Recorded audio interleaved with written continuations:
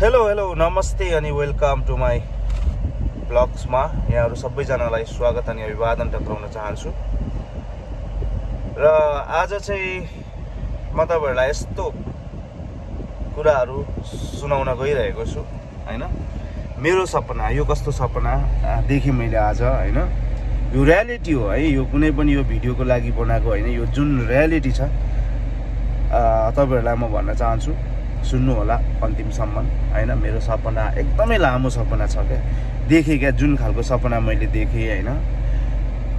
साच्चीकै त्यो म विपनामा बिउजिए हैन। विपनामा बिउजिदाखेरि यति गाली लाग्दो थियो कि म आफैलाई पनि अहिले त्यो सम्झिराख्न डर लागिरहेछ के है। अब सुरु गरौँ सपना स्टेप बाई स्टेप है। जुन सपनाहरु मैले सपनाहरु देखेको थिएँ हिजो बेलुकाको कुरा हो।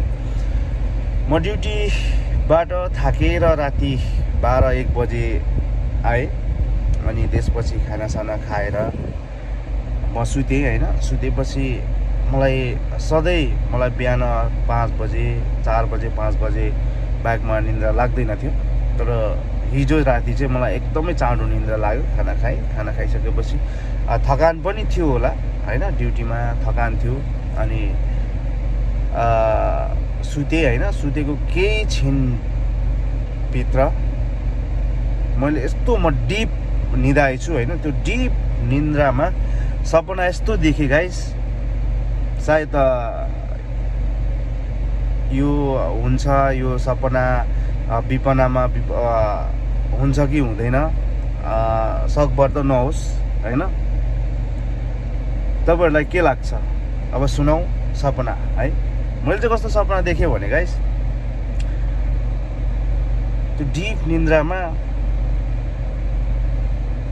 अहिले पनि मलाई त्यो सुनाउन नै एकदमै डर लागिरहेछ हैन।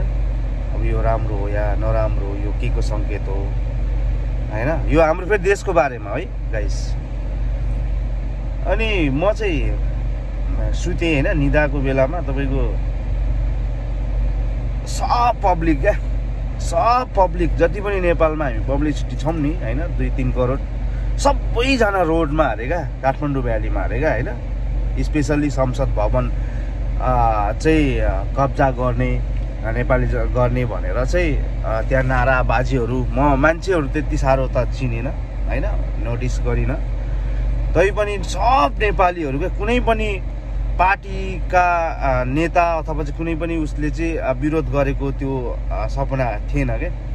नेपाली जनताहरूले चाहिँ पुरै उत्रेर अब चाहिँ बङ्गलादेश बनाउनु पर्छ भनेर नेपाली जनताहरू रोडमा उत्रेका थिए हैन। अब यत्रो वर्षसम्म यी नेताहरूले राज गरे हैन, कमाए आफ्नो लागि, आफ्नो छोरा छोरी 7 पुस्तेसम्मलाई कमाउने चाहिँ नेपाली जनताहरूको खुन पसिनाहरू चुसेका छन् नि भनेर चाहिँ सब नेपाली जनताहरू बाटोमा उत्रेर हैन, नेपालको झन्डा बोकेर सबले नेपालको झन्डा बोकेको अरे हैन। अनि त्यसपछि त पुरै के अरे संसद भवनमा जति पनि नेताहरू छ नि हैन, छानी आर्मी पुलिसहरूले त केही पनि गर्न सकेन। लास्टमा गएर आर्मी पुलिसले त नेपाली जनताहरूलाई नै सपोर्ट गरेको के हैन। सब त्यो जति पनि नेताहरू छन् यिनीहरूलाई त यस्तो कुटी हैन लखेटेका छन् हैन। कोही त्यो संसद भवनबाट तानेको छ।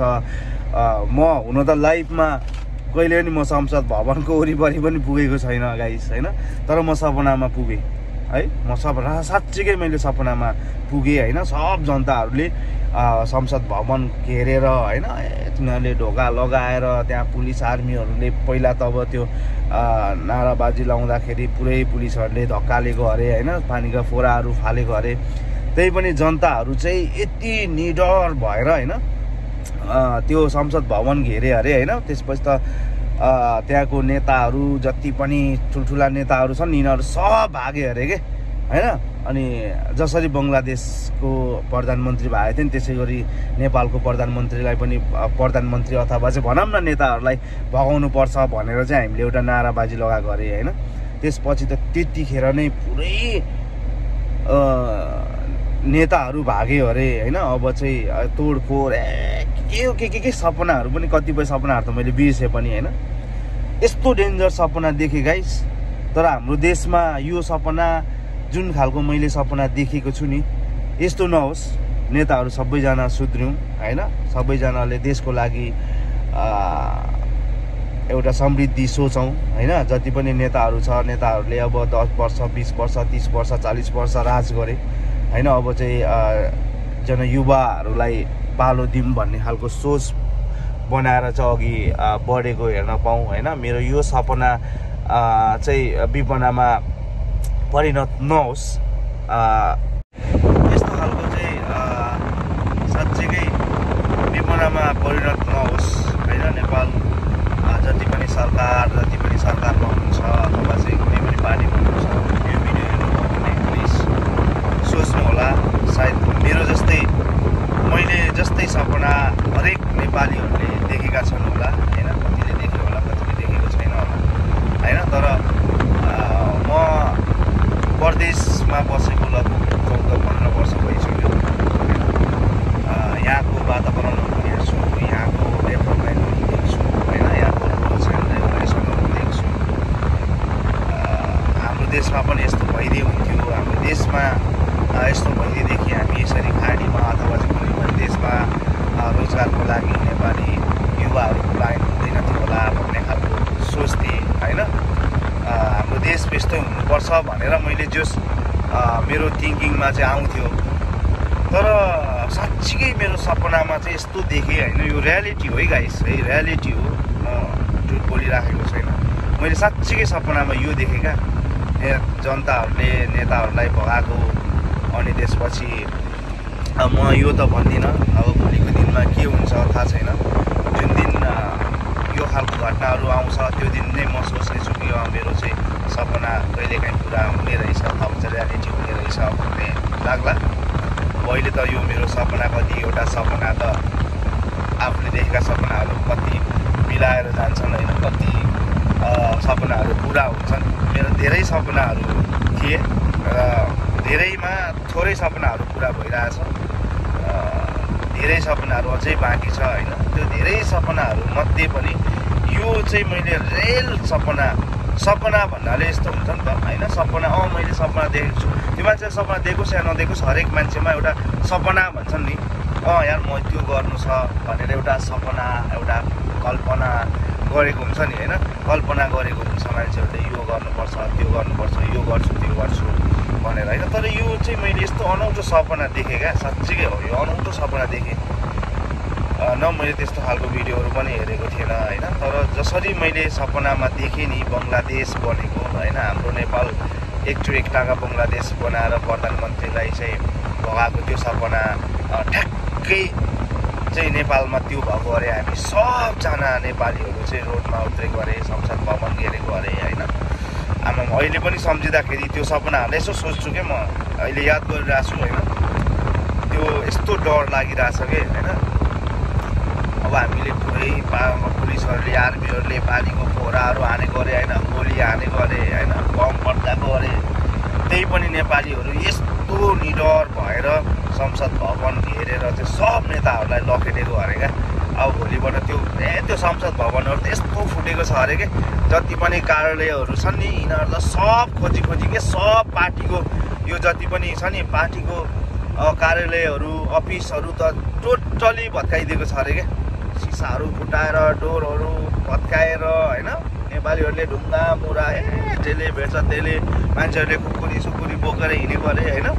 अनि अब चाहिँ नेपालमा जति पनि पार्टीहरू छ नि यो पार्टीहरू चाहिँ अबको पालोमा चाहिँ यस्तो हुनु हुँदैन। अब चाहिँ सिर्फ एउटै मात्रै पार्टी हुनुपर्छ, त्यो पनि एउटा नेपाल सरकार मात्रै रहोस्, यहाँनिर कुनै पनि पार्टी नहोस् होइन। अहिले जति पनि पार्टी छ नि यो राप्रपा अनि त्यसपछि के अरे अन्य केही मलाई त थाहा पनि छैन क्या यो पार्टीहरू कतिवटा छ भनेर होइन। नेपालमा धेरैवटा पार्टीहरू छ, धेरैजनाले पार्टीहरू पनि, तर कसैले पनि केही गर्न सकेन अरे होइन। अब चाहिँ यो कुनै पनि पार्टी चाहिँदैन अरे क्या। अब पार्टी नै नबनाउने त्यस्तो देश नेपाल बनाउनुपर्छ भनेर चाहिँ एउटै मात्रै पार्टी, एउटै मात्रै देशको पार्टी, एउटा नाम चाहिँ नेपाल सरकारमा मात्रै त्यहाँनिर होइन। जोसुकै आओस् पछि होइन, मलाई त्यो टेन्सन छैन, मतलब छैन मलाई। नेपाल सरकार राजा नै आओस् होइन, राजा आओस् या चाहिँ कुनै पनि एकजना लिडरले चाहिँ नेपाल चलाउनुपर्छ भन्ने नेपाली जनताको भावनाहरू चाहिँ आइसकेको छ। खालको सपनाहरू देखेँ, त्यस्तो खालको भावनाहरू पनि भएर चाहिँ अब जति पनि पार्टी छ कुनै पनि पार्टीलाई भोट नहाल्ने अथवा चाहिँ कुनै पनि पार्टी नै भत्काउने क्या, पार्टी नै भत्काएर सिर्फ एउटा लिडर, एउटा पार्टी बन्ने, नेपालमा एउटा मात्रै पार्टीले लिडर गर्ने होइन, लिडरसिप गर्ने।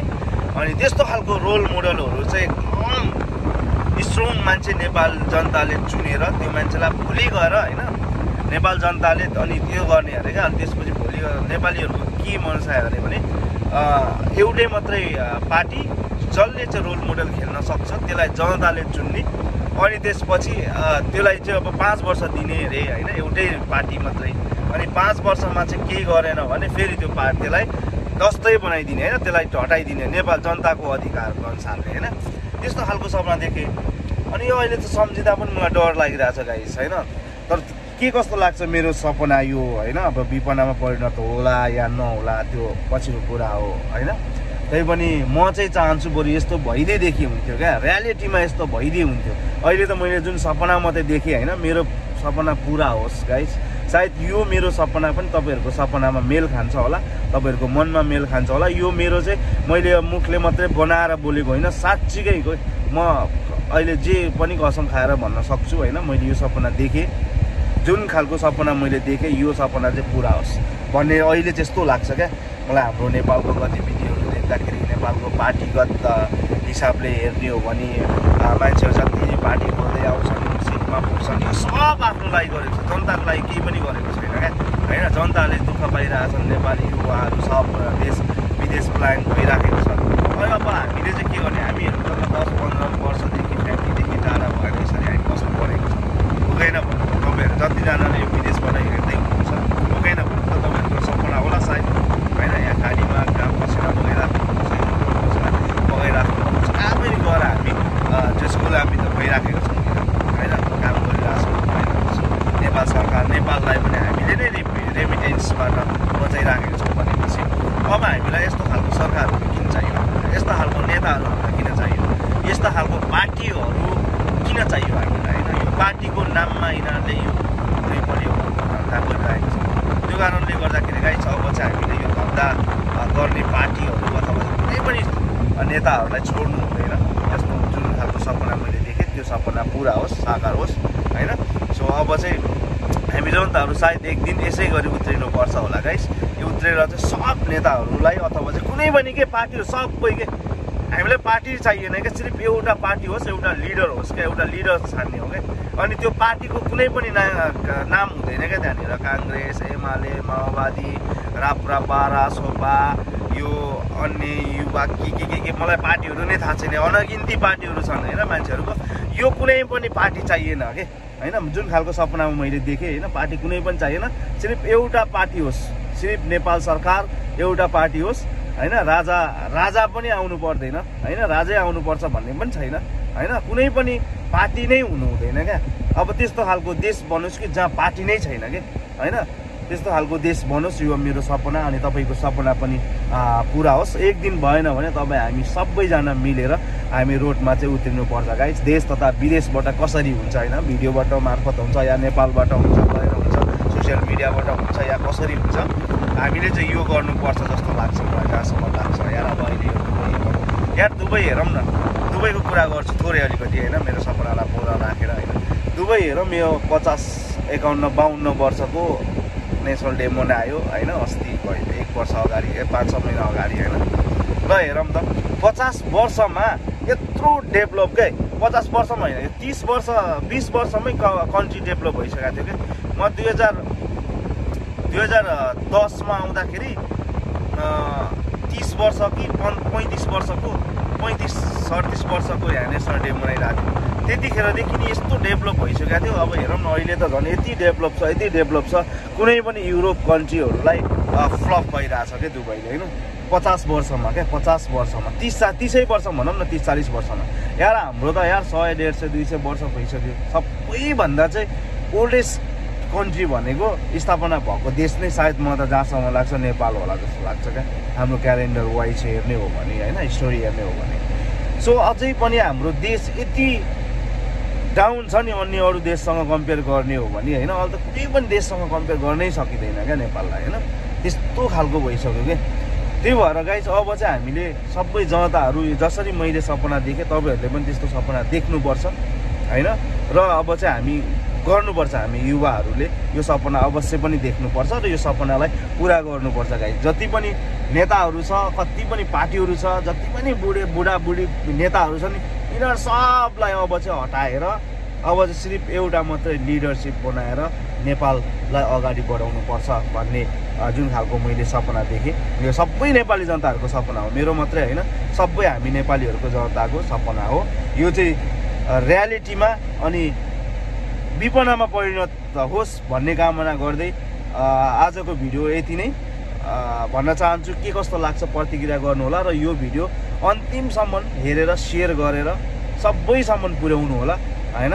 मलाई कुनै पनि भाइरल बन्न छैन होइन, मैले जस्ट मेरो सपना चाहिँ देखेँ होइन, यो मेरो सपना मात्रै सेयर गरेको। तपाईँहरूलाई कस्तो लाग्छ प्रतिक्रिया कमेन्ट गर्न चाहिँ नबिर्सनु होला र सब्सक्राइब पनि गर्न नभुल्नु होला भन्न चाहन्छु है त। अन्तिममा एउटा सब्सक्राइब त बन्छ तपाईँहरूले जतिजनाले हेर्नुभएको छ यो भिडियोलाई सब्सक्राइब चाहिँ गर्न नभुल्नु होला। Okay, bye bye guys, good night.